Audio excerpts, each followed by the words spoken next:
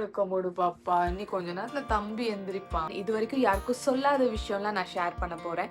நான் ஃபார்முலா ஃபீடும் பண்ணியிருக்கேன் என் பொண்ணு நிராக்கு. என் பையனுக்கு 6 மாசம் எக்ஸ்க்ளூசிவ் பிரெஸ்ட் ஃபீட் மட்டுமே பண்ணியிருக்கேன். ஒருவேளை பால் பத்தலையோ, பால் பத்தலைன்ற வார்த்தை யூஸ் பண்ணாதீங்க. அதுவும் நான் நம்பிட்டேன். எனக்கு பால் வரல, கில்ட் இன்னுமே என்ன அப்படி குத்திக்கிட்டே இருக்கும். என் பையன் பிறந்தோன்னு நான் ரொம்ப தெளிவா இருந்தேன். This point I would like to thank my husband. வணக்கம் மக்களே, எல்லாரும் சூப்பரா இருக்கீங்கன்னு நம்புறேன். ஆகஸ்ட் 1 இருந்து ஆகஸ்ட் 7 வரைக்கும் வேர்ல்ட் பிரெஸ்ட் ஃபீடிங் வீக். இந்த நேரத்துல என்னோட பிரெஸ்ட் ஃபீடிங் ஜேர்னியை நான் ஷேர் பண்ணணும்னு என் மனசுக்கு தோணுச்சு. முக்கியமா என் பையனுக்கு 6 months எக்ஸ்க்ளூசிவ் பிரெஸ்ட் ஃபீடிங் பண்ணிட்டு தான் நான் ஷேர் பண்ணணும்னு நினைச்சேன். அதுக்கான தருணம் வந்துருச்சு. ஸோ என்னோட பிரெஸ்ட் ஃபீடிங் ஜேர்னியை என்ன ஏதுன்னு இது வரைக்கும் யாருக்கும் சொல்லாத விஷயம்லாம் நான் ஷேர் பண்ண போறேன். அதுக்கு முன்னாடி டாக்டர் காவேரி அவங்களோட வீடியோவை நான் ப்ளே பண்ண போறேன். நீங்க பார்த்துட்டு வாங்க. August 1 to 7 is world breast feeding week. So இந்த ரீலில் ஒரு பிரெஸ்ட் ஃபீடிங் மதரை நம்ம எப்படி சப்போர்ட் பண்ணலாங்கிறத பார்க்கலாம். நம்பர் 1, நம்ம பண்ணவே கூடாத ஒரு விஷயம் என்ன தெரியுமா? உங்க பால் பத்தலை, பாப்பா அழுதுகிட்டே இருக்கு, உனக்கு பாலே வரலை அப்படின்னு டிஸ்கரேஜ் பண்ற மாதிரி அந்த அம்மா கிட்ட போய் பேசிக்கிட்டே இருக்கக்கூடாது. ஏற்கனவே அவங்க போஸ்ட்மார்ட்டம் மதர், நிறைய ஹார்மோனல் சேஞ்சஸ் இருக்கும். அவங்க ஏற்கனவே ஒரு ரொம்ப ஸ்ட்ரெஸ்டான ஒரு சுச்சுவேஷன்ல இருப்பாங்க. அந்த டைம்ல போய் உனக்கு வரலன்னு பேசுறது ரொம்ப நெகட்டிவா போய் அவங்களுக்கு அந்த சுரக்க வேண்டிய ஹார்மோன்ஸே சுரக்காம நிஜமாவே பிரெஸ்ட் மில்க் வந்து கம்மியாயிடும். அதுக்கு பதிலா இப்படிதான் எல்லாருக்கும் இருக்கும், நீ ஃபீட் பண்ண வந்துரும், நல்லா சாப்பிட வந்துரும், இது ஒன்றும் ப்ராப்ளம் இல்லை, நம்ம என்கரேஜிங்கா பேசினா பிரெஸ்ட் மில்க்கும் அதே மாதிரி வந்துடும். ஸோ இதை நம்பர் 1 நம்ம ஞாபகம் வச்சுட்டு எல்லாருமே பாசிட்டிவாவே அவங்க கிட்ட பேசுங்க. 2வது, எப்பப்ப டைம் கிடைக்குதோ அப்பப்ப ஒரு கிளாஸ் தண்ணி எடுத்துட்டு போய் கொடுங்க. ஏன்னா பிரெஸ்ட் ஃபீட் பண்ற மதர்ஸ் எல்லாம் ஈஸியா டீஹைட்ரேட் ஆயிடுவாங்க, ரொம்ப தாகம் இருந்துகிட்டே இருக்கும். எவ்வளோக்கு எவ்வளோ லிக்விடா அவங்க எடுத்துக்கிறாங்களோ அவ்வளோக்கு அவ்வளோ அவங்க பிரெஸ்ட் மில்க்கும் நல்லா ப்ரொடியூஸ் ஆகும். ஸோ எப்பயுமே அவங்கள வெல் ஹைட்ரேட்டடா வச்சுக்கோங்க. 3வது, பிரெஸ்ட் ஃபீட் பண்ணி முடிச்சிட்டாங்க அப்படின்னா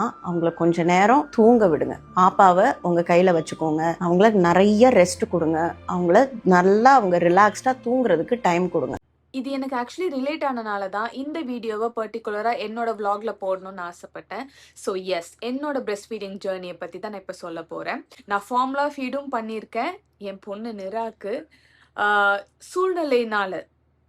ஸோ அது என்னென்ன தவறுகள் நடந்துச்சு அப்படின்றது இந்த இடத்துல நான் சொல்ல போகிறேன். என் பையனுக்கு 6 மாதம் எக்ஸ்க்ளூசிவ் பிரெஸ்ட் ஃபீட் மட்டுமே பண்ணியிருக்கேன். என் மன அழுத்தத்துல எந்த அளவுக்கு என்னோட பிரெஸ்ட் ஃபீடிங்கை பாதிச்சுது அப்படின்றத பத்தி நான் இங்க ஷேர் பண்ண போறேன். நிரா பிறந்தப்போ நான் நிராக்கு மட்டும் பிரெஸ்ட் ஃபீட் பண்றது இல்லாம மில்க் பம்ப் பண்ணி எடுத்து NICUல இருக்க குழந்தைங்களுக்காக டொனேட் பண்ணும் நான் ரொம்ப ஆசைப்பட்டேன். குழந்தை பிறக்கிறதுக்கு முன்னாடி நிறைய கனவுகள் இருந்தது பிரெஸ்ட் ஃபீடிங் பத்தி. என் பொண்ணுக்கு ஒரு 2-3 வயசு வரைக்கும் பிரெஸ்ட் ஃபீட் பண்ணணும்னு எனக்கு ஆசை இருந்துச்சு. இது இல்லாம மத்த குழந்தைங்களுக்கு உதவணும்னு ஆசை இருந்துச்சு. அது எல்லாமே சுக்கு நூறு ஆயிடுச்சுங்க. ஆனால் ஃபர்ஸ்ட் டைம் மாமா நம்ம பிரெஸ்ட் ஃபீட் பண்ணும்போது நம்மளுக்கு நிறைய டிஸ்கம்ஃபர்ட் இருக்கும், பெயின் இருக்கும், நிப்பிள் கிராக், நிறைய விஷயங்கள் இருக்கு. இந்த ஒரு வழியை நானுமே வந்து அனுபவிச்சிருக்கேன். ரொம்ப கஷ்டமா இருந்துச்சு. எப்பவுமே ஒரு புது விஷயம் இது பண்ணும்போது நம்மளுக்கு சிக்கா ஃபீல் ஆகும். அது மட்டும் இல்லாம பாப்பா பிறந்த அடுத்த நாள்லயே எனக்கு ரொம்ப உடம்பு முடியாம திருப்பி செக் பண்றோம், எனக்கு டெங்கி ஃபீவர் பாசிட்டிவ் ஆச்சு. வீட்டுக்கு வந்த பிறகு சிவியர் UTIனால திருப்பியும் நான் போய் அட்மிட் ஆனேன் ஒரு 3 நாள் ஹாஸ்பிட்டல்ல. ஸோ பேக் டு பேக் நான் சிக்கும் ஆனேன். இதெல்லாம் ஒரு பக்கம் இருந்தாலும் நிராக்கு வந்து நான் நல்லபடியா ஃபீட் பண்ணிட்டு தான் இருந்தேன். சைட் பை சைட் நான் மில்க் பம்பும் பண்ணி கொடுத்துட்டு இருந்தேன். பிகாஸ் நான் சிக்கா இருந்தேன். என்னப்பா என்னடி என்னடி வட்டா சைட் பை சைட் வந்து நான் பம்பும் பண்ணி நிராக்கு ஃபீட் பண்ணிட்டு தாங்க இருந்தேன். நிரா வந்து பால் கொடுத்த கொஞ்ச நேரத்திலேயே வந்து அழுவா. ஒரு 1 hour கூட ஆயிருக்காது, ஒரு 1/2 an hour கூட ஆயிருக்காது, உடனே அழுவா. ஏன் அழுவுறா, என்ன ஏது, இப்பதானே பால் கொடுத்தோம், என்னடா அது நம்மளுக்கு வேற வலிக்குதே, என்ன பாப்பா பால் குடிச்சாலே இவ்வளவு நேரம் குடிச்சாலே ஏன் அழுகுறா அப்படின்னு எனக்கு ஒண்ணுமே புரியலங்க. அழுதுட்டே இருக்கவும் எனக்கு ரொம்ப ஒரு மாதிரி கஷ்டமா இருந்துச்சு. எல்லாரும் சொல்ல ஆரம்பிக்கிறாங்க, ஒருவேளை பால் பத்தலையோ, ஒருவேளை பால் கம்மியா வருதோ, ஒருவேளை பால் பத்தாதனால தான் குழந்தை அழுவுது. ஸோ இந்த வேர்ட் திருப்பி வரவும் நான் நம்பிட்டேன், எனக்கு பால் வரல, ஸோ குழந்தை அதனால தான் அழுவுறா அப்படின்னு எனக்கும் ஒரு மாதிரி என் மேலே ஒரு டவுட் வந்துருச்சு. ஸோ 1 மாதம் கூட கம்ப்ளீட் ஆகலை பொண்ணுக்கு. நீங்கள் நம்ப மாட்டீங்க, 1 மாதம் கூட கம்ப்ளீட் ஆகலை. End of the first month வந்து பால் வரல அப்படின்ற ஒரு ரீசன்னால, அது வரலையா வந்துச்சான்றது செகண்டரி, பால் வரலன்னு சொன்ன அந்த ஒரு வார்த்தைனால பாப்பா அழுதுட்டே இருக்கா அப்படின்ற ஒரு ரீசன்னால ஃபார்முலா ஸ்டார்ட் பண்ணிட்டோம். அதுவும் டாக்டரை கன்சல்ட் பண்ணாம. ஒரு மதரா நம்மளுக்குமே இருக்கும்ல, என் குழந்தைக்கு வந்து வயிறு ஃபுல் ஆகணும், என் குழந்தைக்கு வந்து நியூட்ரிஷன் போணும், எனக்கு பால் வரல, என் குழந்தைக்கு வேற என்னதான் ஆல்டர்னேட்டிவ் இருக்கு அப்படின்றனால நான்ப்ரோவோட ஃபார்முலா தான் நாங்க ஸ்டார்ட் பண்ணோம். தெரிஞ்ச ஒரு பீடியாட்ரிஷியன் கிட்ட கேட்டோமே தவிர்த்து, நிராவ பார்த்த பீடியாட்ரிக் டாக்டர் கிட்ட நாங்க கேட்கல. ஸோ இந்த மாரி ஆரம்பிக்கலாமா? எந்த ஃபார்முலா பெஸ்ட்டுன்னு ஒரு டாக்டர் கிட்ட கேட்டுட்டு வி ஸ்டார்ட்டட் நான்ப்ரோ. ஸோ குடுக்க ஆரம்பிச்சாச்சு. நான் பம்ப் பண்ணி எடுக்கும்போது, நான் ஃபர்ஸ்ட்டு பம்ப் பண்ணி மில்க்லாம் எடுக்கும்போது, ஆல்மோஸ்ட் 280லேருந்து ஆ அ 290, 300 ml வரைக்கும் என்னால பம்ப் பண்ண முடிஞ்சது ஒரு செஷன்ல. தட் வாஸ் குட் இல்லையா? குட் அவுட்புட் என்ன பொறுத்தவரைக்கும். நல்லா தான் பம்ப் பண்ணி மில்க் எடுத்துட்டு இருந்தேன். மில்க் பம்ப் பண்ணி ஃப்ரீசர்ல வந்து ஸ்டோரேஜ் கவர்ல போட்டு வச்சுட்டுருப்போம் ஒரு பக்கம். ஆனா நிரா வந்து கன்டினியூஸா அழுதுட்டே இருக்க ஒரு ரீசன்னால ஃபார்முலாவும் சைட் பை சைட் கம்பைன் ஃபீடிங்கா போயிட்டே தான் இருந்துச்சு. ஒரு மதரா எனக்கு அந்த கில்ட் இன்னுமே இருக்குங்க. ஏன்னா என் பொண்ணுக்கு நிஜமாலே பாத்து பாப்பா. ஃபார்முலான்ற ஒரு விஷயம் இருக்குன்றது எனக்கு தெரியாது. இந்த பால் பவுடர்ன்றது விஷயத்த பத்தி நான் யோசிச்சு கூட பார்த்தது கிடையாது. ஆனா என் பொண்ணுக்கு என் மூலியமா நியூட்ரிஷன் இல்ல, நான் ஒரு அம்மாவா ஃபெயில் ஆயிட்டேன் அப்படின்ற ஒரு எண்ணம் எனக்கு பயங்கரமா இருந்துச்சு. பொண்ணுக்கு ஃபீட் பண்ண முடியலையே அப்படின்ற ஒரு கவலையே வந்து என்ன ஒரு மாரி ஆக்கிடுச்சு. இது நெறைய பேருக்கு தெரியாது. ஸோ என்ன ஃபார்முலா நெறைய பேர் குடுக்குறாங்க. எஸ் ஃபார்முலா நெறைய பேர் குடுக்குறாங்க. அது டாக்டரா சொல்வாங்க. உங்க குழந்தைக்கு ப்ராப்பரான வெயிட் கெயின் இல்ல. ஸோ ட்வின் மதர்ஸா இருக்கலாம். ஸோ ஃபார்முலா சஜெஸ்ட் பண்ணியிருக்கலாம். நிஜமாலே மில்க் சப்ளை லோவா இருக்க மதர்ஸ் வந்து ஃபார்முலா ஸ்டார்ட் பண்ணலாம். பட் கிளஸ்டர் ஃபீடிங்ன்ற ஒரு விஷயம் இருக்குன்றது தெரியாமலேயே ஐ ஸ்டார்ட்டட் ஃபார்முலா. இப்போ வரைக்குமே எனக்கு ரொம்ப ரொம்ப ரொம்ப கஷ்டமா இருக்கு. கிளஸ்டர் ஃபீடிங்ன்றது என்ன அப்படின்னு பார்த்தீங்கன்னா, குழந்தைக்கு நீங்க ஃபீட் பண்ணாலும் திருப்பி திருப்பி அந்த கம்ஃபர்ட்காக உங்க குழந்தை வந்து அந்த கிளஸ்டர் ஃபீடிங்ன்ற ஒரு ஃபேஸ்ல இருப்பாங்க. மறுபடியும் ஃபீட் கேட்டுக்கிட்டே இருப்பாங்க. அதுதான் நிராக்கு நடந்ததுன்றது நான் ரொம்ப லேட்டரா தாங்க தெரிஞ்சுக்கிட்டேன். சூர்யா ஹாஸ்பிட்டல்ல தான் நிரா பொறந்தா. அதனால சூர்யா ஹாஸ்பிட்டல்ல பீடியாட்ரிஷியன் டாக்டர் தான் வந்து நிராவ பார்த்தாங்க. நெக்ஸ்ட் மந்த் நாங்க வேக்சின் போட போம்போது நான் டாக்டர் கிட்ட சொன்னேன், டாக்டர் நாங்க ஃபார்முலா ஸ்டார்ட் பண்ணிட்டோம். பாப்பாக்கு பால் பத்தல. பால் பத்தல நீங்களே எப்படி டிசைட் பண்ணீங்கன்னு கேட்டாங்க. இல்ல அவ அழுதுட்டே இருந்தா. அது கிளஸ்டர் ஃபீடிங்கா இருக்கலாமே. அவ வந்து ப்ராப்பரான வெயிட் கெயின்ல தான் இருந்தா. நாங்க சொல்லாம நீங்க ஏன் ஃபார்முலா ஸ்டார்ட் பண்ணீங்க அப்படின்னாங்க. இல்ல டாக்டர் அவ ரொம்ப ஃபீட் கேட்டுட்டே இருந்தா. சரி அப்படியே அவரு சிரிச்சுக்கிட்டே அப்படியே வேக்சின்லாம் எழுதி குடுத்தாரு. வேக்சின் போட்டுட்டு வந்துட்டோம். The next month second month எண்ட்ல இருந்து நிரா கம்ப்ளீட்டா என்கிட்ட பால் குடிக்கிறத நிறுத்திட்டா. எஸ். கம்பைன் ஃபீடிங் அதுவும் குடிச்சுட்டு, இதுவும் குடிச்சுட்டு, பம்ப் பண்ணி பாட்டிலும் குடிச்சுட்டு அப்படி இருந்த குழந்தை கம்ப்ளீட்டா பால் குடிக்கிறத நிறுத்திட்டா. அந்த இடத்துல நான் ரொம்ப ரொம்ப ரொம்ப உடைஞ்சு போனேன். ஆக்சுவலி என்ன பொறுத்தவரைக்கும் என்ன அப்படின்னு பார்த்தீங்கன்னா, அம்மாக்கும் குழந்தைக்கும் இருக்க ஒரு பாண்டா தான் நான் அத எடுத்துக்கிட்டேன். சடனா என் குழந்தை என்கிட்ட குடிக்காதம்போது, அது எனக்கு ரொம்ப ஒரு மாரி டிப்ரஷனுக்குள்ள தள்ளுச்சு. அவ என்ன வெறுக்கிறாளா? அந்த குழந்தைக்கு ஒண்ணுமே தெரியாது வச்சுக்கோங்க. ஆனா அவ என்ன வெறுக்கிறாளோ, என் குழந்தைக்கு என்ன புடிக்கலையோன்ட்டு நான் தனியா போயிட்டு அழுதுட்டு வருவேன். நைட்டு கண்ண தொடச்சுட்டு வருவேன். அது ரொம்ப மனசுக்குள்ள ஆழமா என்ன பாதிச்சுச்சு. திருப்பி நெக்ஸ்ட் டாக்டர் கிட்ட போம்போது நான் சொல்றேன், பாப்பா என்கிட்ட பாலே குடிக்க மாட்டேங்கிறா டாக்டர். அது எனக்கு ரொம்ப ஸ்ட்ரெஸ்ஸா ஃபீல் ஆகுது. நீங்க ஃபார்முலா குடுத்தீங்கன்னா, கண்டிப்பா குழந்தை உங்ககிட்ட பால் குடிக்கிறது கம்மியாயிடும். நிறுத்திருவாங்க.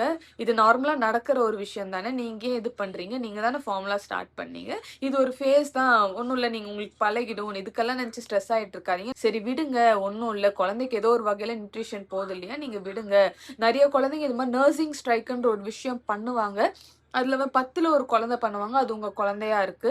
ஸோ அது இப்ப இன்னும் பண்ண முடியாது. பிகாஸ் அவங்க வந்து ஃபார்முலால ஃபுல்லா இதுவாயிட்டாங்க. அதுல ஒரு மைல்டா சுகர் இருக்கனால அந்த டேஸ்ட் நிராக்கு புடிச்சு போய் she was fully relying on formula.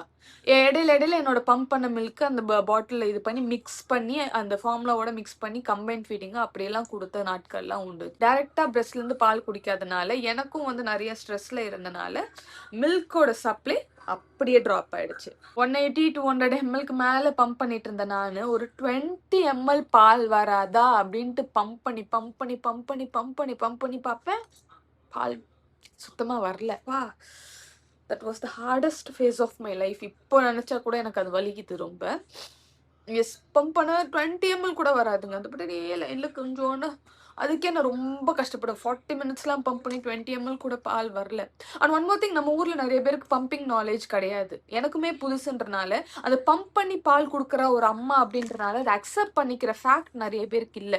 And one more thing, பம்பிங்கும் கஷ்டம். 2 to 3 ஹார்ஸ்க்கு ஒன்ஸ் பம்ப் பண்ணணும், அதுக்கும் சாப்பிடணும். பிரஸ்ட் ஃபீட் பண்ணாதான் நல்லா சாப்பிட்டு நியூட்ரிஷனா சாப்பிடணும். பம்ப் பண்ணா என்ன, பம்ப் தானே பண்ண, அதெல்லாம் கிடையாது. அதுவும் தாய்ப்பால் தான், அது ஒரு ப்ராசஸ்.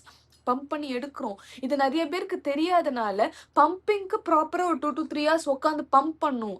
அது என்னால பண்ண முடியல. ஒரு நாளைக்கு 2 தடவை, ஒரு நாளைக்கு 1 தடவை பம்ப் பண்ணா மில்க் சப்ளையும் இன்க்ரீஸ் ஆகாது. நான் அப்படிதான் பண்ணிட்டு இருந்தேன், எனக்கு தெரியல. ஸோ கம்ஃபர்ட்டான ஒரு சிச்சுவேஷனும் எனக்கு அமையல. குழந்தைய பார்க்கணும், வீட்டில் சமைக்கணும், இந்த மாதிரி இருந்தனால எனக்கு பம்பிங் ஸ்கெட்யூல் பண்ணி பம்ப் பண்ண தெரியலன்றனால மில்க் வந்து கம்ப்ளீட்டாக ட்ராப் ஆயிடுச்சு. 20 அப்பா, அதை பற்றியெல்லாம் நான் நினச்சும் போதே கஷ்டமாக இருந்தது. டிசம்பர் 28 தான் வந்து லாஸ்ட்டாக பம்ப் பண்ண நாள். நான் இன்னுமே மறக்க மாட்டேன். ஸோ இந்த மாதிரி தவறுகள்லாம் நடந்தது பால் பத்தலைன்ற ஒரு வார்த்தைனால மட்டும்தான். என் பையன் பிறந்தபோது நான் ரொம்ப தெளிவாக இருந்தேன். என்ன ஆனாலும் அவனுக்கு வந்து நான் ஃபார்முலா ஃபீட் பண்ணவே கூடாது, கம்பைன் ஃபீட் பண்ணவே கூடாது, சீக்கிரமா சாலிட் ஸ்டார்ட் பண்ணவே கூடாது. பிகாஸ் எனக்கு தெரியும் எந்த அளவுக்கு எனக்கு அது வலிச்சுது. எனக்குன்றதை விட என் குழந்தைக்கு ஒரு தாய்ப்பால் கொடுக்க முடியன்ற வலி எனக்கு நிறையாவே இருந்துச்சு. இதெல்லாம் இருந்துச்சு. அவளுக்கு அந்த நியூட்ரிஷன் ப்ராப்பரா போலியன்ற வருத்தமுமே எனக்கு இன்னுமே இருக்கு. அந்த மாம் கில்ட் இன்னுமே என்ன அப்படி குத்திக்கிட்டே இருக்கும். என் பையனுக்கு பால் கொடுக்கும் போதெல்லாம் அவளை பார்த்தோன்னு at this point I would like to thank my husband. நானா அவர்கிட்ட பெருசா எக்ஸ்பிளைன் பண்ணல, but he stood by my side.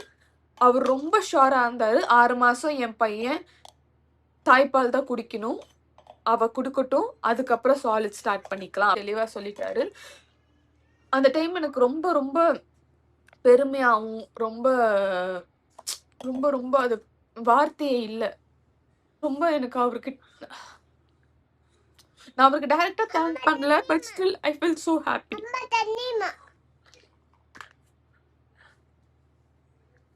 எப்ப பார்த்தாலும் அழுதுறேன். இந்த அம்மா ஆன பிறகு ரொம்ப அழுகு வருது. எதை நினைச்சாலும் அழுகு வருது. ச்சே. நிஜமாலே அவருக்கு நான் எவ்வளவு தேங்க் பண்ணாலும் பத்தாது இந்த இடத்துல. சாலிட் ஸ்டார்ட் பண்ணும்போது பையனுக்கு 6 completed months breast feet, exclusive breast feet pump பண்ணி பாட்டில் என் பையனுக்கு இன்ட்ரடியூஸ் பண்ணவே இல்லை. டைரக்டா என் பிரஸ்ட்ல இருந்து தான் நான் அவனுக்கு பால் கொடுத்தேன். அதை நான் ஃபீல் பண்ணணும். நான் ஃபீல் பண்ண ஃபெயில் ஆயிட்டேன். ஸோ இந்த தடவை என் பையன் விஷயத்துல நான் மிஸ் பண்ணக்கூடாது அப்படின்றனால நான் ரொம்ப தெளிவா இருந்தேன். அவனுக்கு கம்ப்ளீட்டா பிரஸ்ட் ஃபீட் பண்ண ரொம்ப சந்தோஷமா ஃபீல் பண்றேன். அவனுக்கு சாலிட் ஸ்டார்ட் பண்ணி ஒரு 1 வீக் மேல ஆயிடுச்சு. அவன் ஃபீடும் பண்ணிக்கிறான், சாப்பாடும் சாப்பிட்டுக்கிறான். ரொம்ப ஹாப்பியா இருக்கேன்.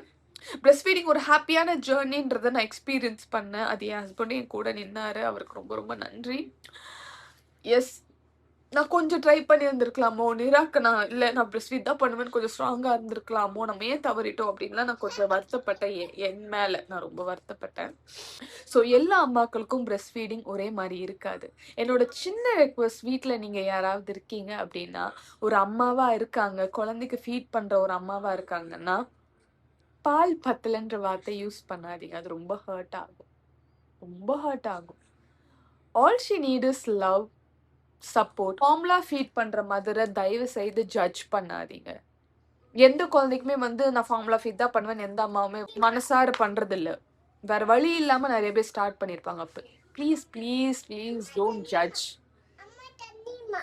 ஒரு அம்மாவா தன் குழந்தைக்கு யாருமே கெடுதல் செய்ய மாட்டாங்க. அது நம்ம புரிஞ்சுக்கிட்டாலே போதும், எல்லாமே ரொம்ப ஸ்மூத்தா இருக்கும்.